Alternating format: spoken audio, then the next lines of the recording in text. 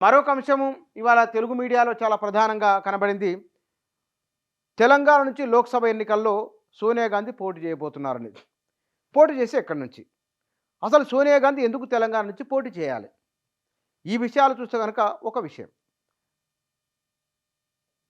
2023 assembly ఎన్నికలకు ముందు Congress party అధినాయకత్వం మొత్తం తెలంగాణలోనే ఉన్నది.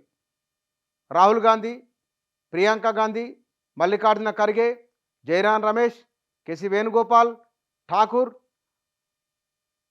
ఠాక్రే వీళ్ళందరూ కూడా ఇక్కడనే ఉండి ప్రచారం చేయడం. తెలంగాణ ఇచ్చింది కాంగ్రెస్ పార్టీ కాబట్టి కృతజ్ఞత ఓటు వేయాలని కూడా వాళ్ళు చేసిన విజ్ఞప్తి. సోనియా గాంధీ, రాహుల్ గాంధీ ప్రచార ప్రభావం కూడా తెలంగాణలో బాగానే పనిచేసింది. ఇక్కడి నుంచి లోక్సభ ఎన్నికల్లో పోటీ చేయించాలి అనే విషయం ఒకటి, లేదు అంటే కనుక ఆమెను రాజ్యసభకు పంపాలి తెలంగాణ నుంచి అనేది రాజకీయ వ్యవహారాల కమిటీ సమావేశంలో జరిగిన చర్చ ఇది.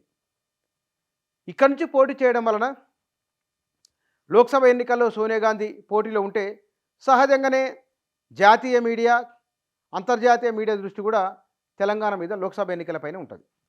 సోనియా గాంధీ ఇక్కడ పోటీ చేయడం వలన ప్రజల్లో ఒక అటెన్షన్ కూడా వస్తుంది.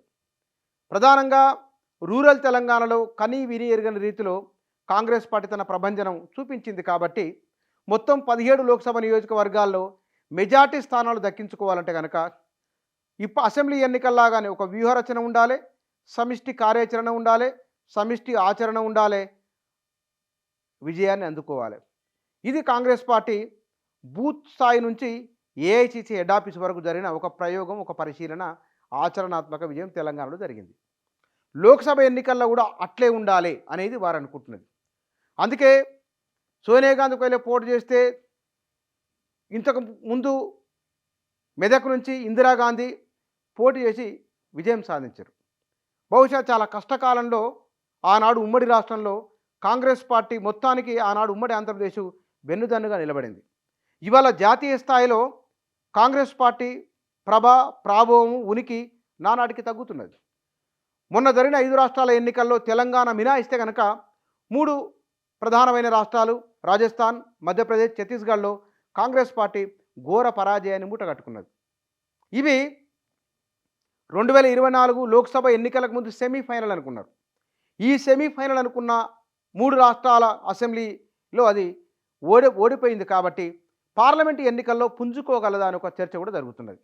ఈ సందర్భంలో సోనియా గాంధీ దక్షిణ భారతదేశం నుంచి పోటీలో ఉంటే కనుక ఆ ఇంపాక్టు మొత్తం సౌత్ ఇండియా పైన ఉంటుంది. తెలంగాణ, ఆంధ్రప్రదేశ్, తమిళనాడు, కేరళ, ఈ కర్ణాటక ఇక్కడ ఉంటుంది కాబట్టి కర్ణాటకలో కాంగ్రెసే ఉన్నది, తెలంగాణలో కాంగ్రెసే ఉన్నది. ఈ 2 ప్రభుత్వాలు సమన్వయంతో పనిచేసుకొని ఆ ప్రభావం ఇక్కడ మనకు కనబడింది. ఎంతో కొంత లేదు ఉండదు అనుకున్నాం కానీ ఉన్నది కనబడింది.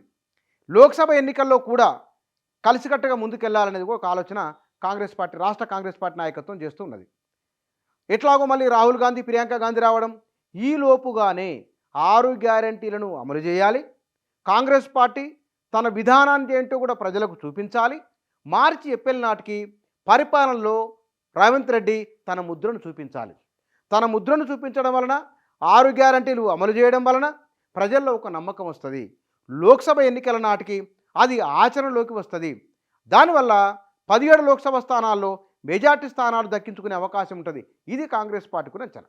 ఈ అంచనా ప్రకారము ఒకవేళ ఇవాళ వారి పొలిటికల్ అఫైర్స్ కమిటీలో జరిగిన చర్చ ఇది. ఈ చర్చ నిజంగా వలన ఏం లేదు. సోనియా గాంధీ ఆరోగ్యరీత్యా ఎన్నికల ప్రచారానికి రావచ్చు, రాకపోవచ్చు. మార్చి, ఏప్రిల్ అంటే బాగా ఎండలు ఉంటాయి కాబట్టి ఎండల్లో మరి అంత తిరిగేంత సమయం ఉండాలి, ఆరోగ్యం సహకరించాలి, చాలా అంశాలు ఉంటాయి. అట్లా వీలు కాదు అనుకున్నప్పుడు ఇక్కడి నుంచి రాజ్యసభకు ఆమెను పంపాలనే ఆలోచన కూడా తెలంగాణ కాంగ్రెస్ చేస్తున్నది. బహుశా ప్రజలు తెలంగాణ ఇచ్చినందుకు కాంగ్రెస్కు థ్యాంక్స్ గివింగ్ ఓటేస్తే కాంగ్రెస్ పార్టీని అధికారంలోకి తీసుకొచ్చి తమకు పదవులు ఇప్పించినందుకు సోనియా గాంధీకి థ్యాంక్స్ గివింగ్గా బహుశా వాళ్ళు రాజ్యసభకు పంపాలనే ఆలోచన కూడా ఉండవచ్చు.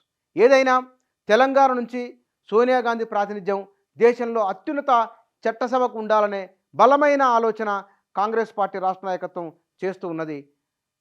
అయితే దీనికి సంబంధించిన ఇంకా సమాచారం రావాల్సింది, ముందు ఏదైతే చూడాలి.